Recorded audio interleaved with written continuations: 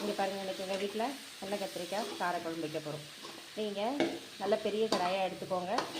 இதில் வந்து நான் அரை கிலோக்கும் கம்மியாக, ஆனால் 1/4 கிலோவுக்கு கொஞ்சம் அதிகமாக இருக்கும், அந்தளவுக்கு கத்திரிக்காவை எடுத்துருக்கேன். நீங்கள் எப்போவுமே எண்ணெய் கத்திரிக்காய் செய்யும் போது இந்த மாதிரி குட்டி குட்டியாக இருக்க கத்திரிக்காவாக எடுத்துக்கோங்க.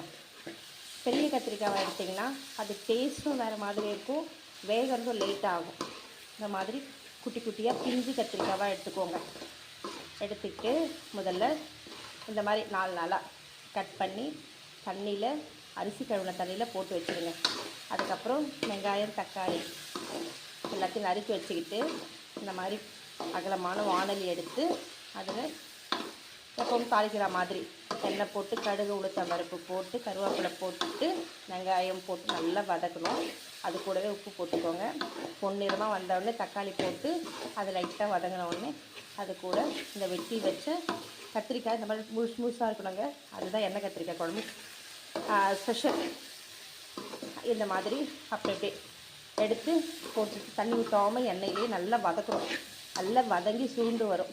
அந்த ஸ்டேஜில் ஒரு 75% வந்த பிறகு நீங்கள் மிளகாத்தூள் போட்டு ஒரு கொதி, உங்களுக்கு எவ்வளோ மிளகாத்தூள் வேணுமோ உப்பு வேணுமோ போட்டுக்கிட்டு கொஞ்சம் கொதிக்க வைங்க.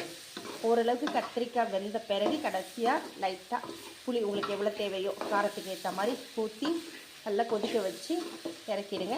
ஃபைனலாக கொத்தமல்லி தழையை தூவி இறக்கிட்டிங்கன்னா சுவையான எண்ணெய் கத்திரிக்காய் குழம்பு ரெடி. ஆனால் எண்ணெய் கத்திரிக்காய் குழம்பு திக்காக இருக்கணும், தண்ணியாக இருந்தால் நல்லா இருக்காது. திக்காக அப்படியே வத்த குழம்பு மாதிரி இருக்கணும். அதுக்கு சுட சுட அப்பளம் வச்சு சாப்பிட்டு பாருங்கள், செம்மையாக இருக்கும்.